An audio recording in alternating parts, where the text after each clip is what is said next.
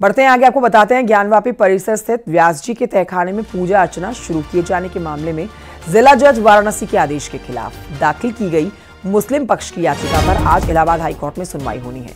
तो आज की सुनवाई बेहद महत्वपूर्ण, जस्टिस रोहित रंजन अग्रवाल की सिंगल बेंच इस मामले की सुनवाई करने वाली है।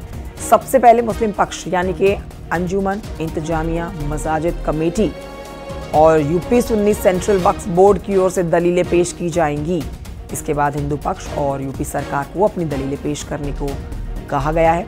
यहाँ आपको ये बताएं कि हाईकोर्ट ने अगली सुनवाई होने तक पूजा अर्चना के आदेश पर किसी तरह की रोक नहीं लगाई है, यानी कि पूजा अर्चना बदस्तूर चल रही है। जब से ये कोर्ट से ऑर्डर आया है, डीएम की मौजूदगी में सबसे पहले बैरिकेडिंग हटाकर पूजा अर्चना की गई और ये पूजा अर्चना लगातार चल रही है, उस पर कोई रोक नहीं है। इंतजामिया कमेटी और वक्फ बोर्ड के वकीलों ने एक बार फिर से दलील दी है कि व्यास जी तहखाने में कभी हिंदुओं का कब्जा नहीं रहा है। हिंदुओं का तहखाने पर कब्जे का दावा पूरी तरह से गलत है। ये मुस्लिम पक्ष आप जान रहे हैं। मुस्लिम पक्ष ने याचिका में वाराणसी जिला जज के आदेश को रद्द करने की मांग की है।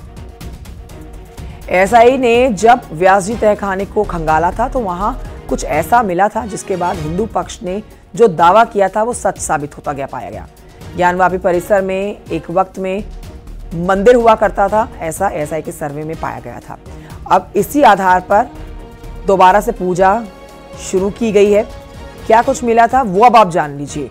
जो एसआई का सर्वे यहाँ पर हुआ था, तहखाने में पत्थर की मूर्ति मिलने का दावा था। तहखाने में पूजा के कलश मिले थे। दीवारों पर मूर्तियां मिलने का भी अनुमान जताया गया था।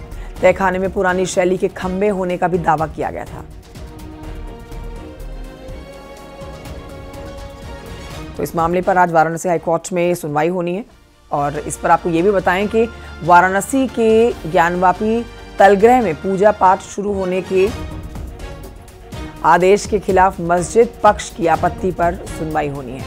तो आज इलाहाबाद हाईकोर्ट में ये अहम सुनवाई होनी है। वाराणसी के ज्ञानवापी तलगृह में पूजा पाठ शुरू होने के आदेश के खिलाफ मस्जिद पक्ष की आपत्ति पर भी सुनवाई होनी है। एडीजे कोर्ट में दोपहर 2:30 बजे से इस मामले की होगी सुनवाई। पिछली तारीख में मस्जिद पक्ष 15 दिन का स्थगन प्रस्ताव चाह रहा था ताकि अपना पक्ष न्यायालय के सामने पेश कर सके। अब मंदिर पक्ष ने भी आपत्ति दर्ज कराते हुए कहा कि जब हाईकोर्ट में सुनवाई चल रही है तो फिर निचले कोर्ट में मस्जिद पक्ष को सुना जाना, इसका कोई औचित्य ही नहीं रह जाता। एडीजे कोर्ट में दोपहर 2:30 बजे इस मामले की सुनवाई होगी।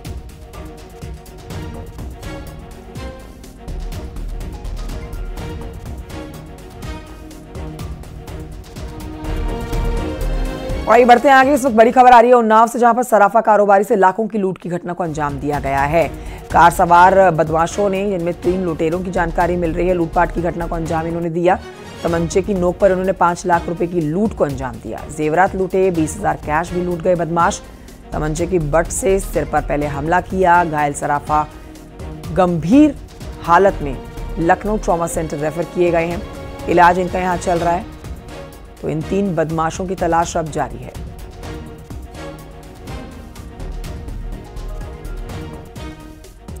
उन्नाव के बाद उधर बुलंदशहर में बारातियों से भरी तेज रफ्तार बस ने 5 लोगों को रौंद डाला।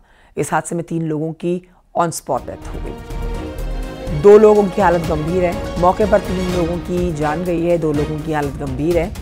आईसीयू में इनका इलाज चल रहा है। बताया जा रहा है कि ये लोग सड़क किनारे खड़े हुए थे।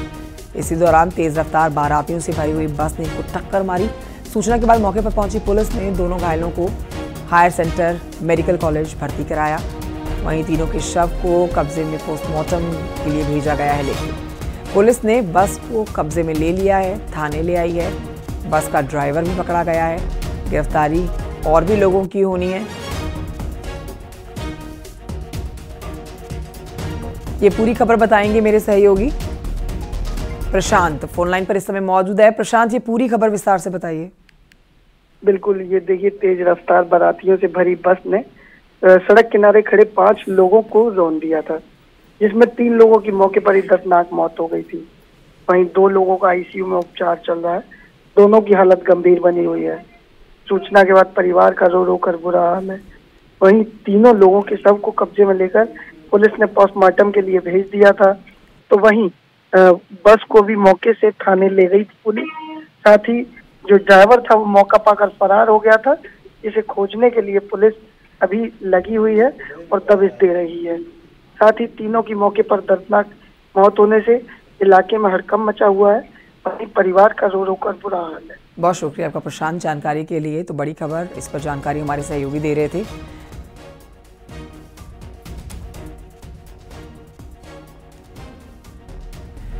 आगे बढ़ रहे हैं अमरोहा से खबर, जहां पर बाइक सवार 3 बदमाशों ने सेल्समैन को गोली मारी है। शराब की दुकान में लूटपाट करने आए ये बदमाश फरार हो गए।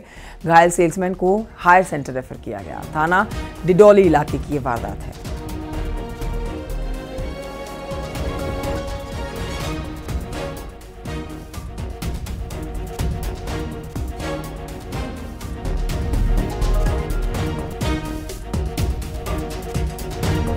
वैलेंटाइन डे के दिन जालौन में नाबालिग लड़की से रेप की घटना सामने आई है। आरोप के मुताबिक नाबालिग लड़की के दोस्त ने वैलेंटाइन मनाने के लिए पहले इस लड़की को खेत में बुलाया और दुष्कर्म को अंजाम दिया। पुलिस ने केस दर्ज करके आरोपी को गिरफ्तार कर लिया।